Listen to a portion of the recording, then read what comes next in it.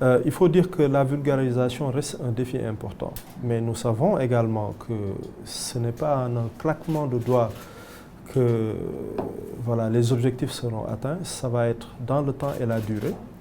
Et pour cela, nous n'avons pas hésité à nous rapprocher de l'éducation nationale pour aller vers les plus jeunes, parce que c'est une éducation sur le long terme.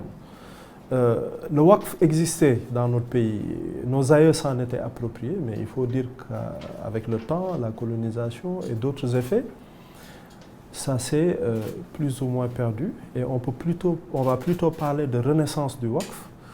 Et voilà, ce sera un combat de longue haleine, une vulgarisation en tout cas extrêmement importante et nous travaillons avec des relais que sont les imams, pour qui le Waqf constitue en tout cas un instrument important. Parce qu'il faut savoir que les imams, en tant que relais, ils rencontrent les fidèles au moins 5 fois par jour.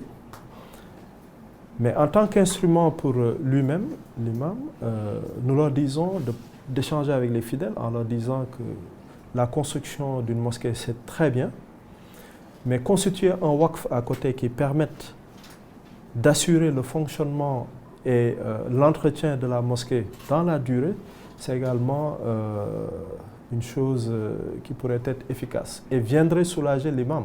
Parce que très souvent, l'eau, l'électricité, les charges de la mosquée reposent sur les frêles épaules de l'imam. Dans un pays comme le Royaume du Maroc, depuis le Code des Habous, qui date de 2010, lorsque vous voulez construire une mosquée, vous avez l'obligation de présenter un projet Waqf qui accompagne la construction de la mosquée pour assurer sa durabilité.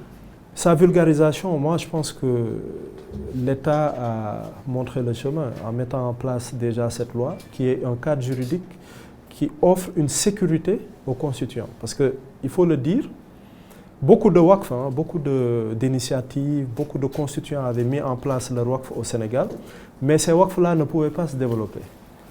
Parce que souvent, le Waqf, quand vous le faites, c'est pour que cela vous survive.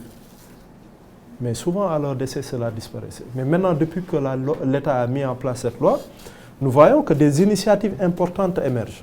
C'est quelqu'un qui mettait à la disposition d'un Waqf sa maison, maintenant va au-delà en construisant carrément un immeuble dédié au Waqf.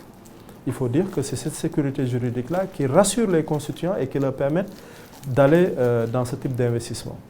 Et nous pensons également, d'ailleurs nous avons des associations que nous recevons qui veulent mettre tous leurs biens en Waqf, voilà, pour permettre également à leurs contributeurs d'en faire davantage. Les investissements que l'État souhaite mettre en place également vont contribuer à donner un exemple, voilà, des Waqf d'envergure.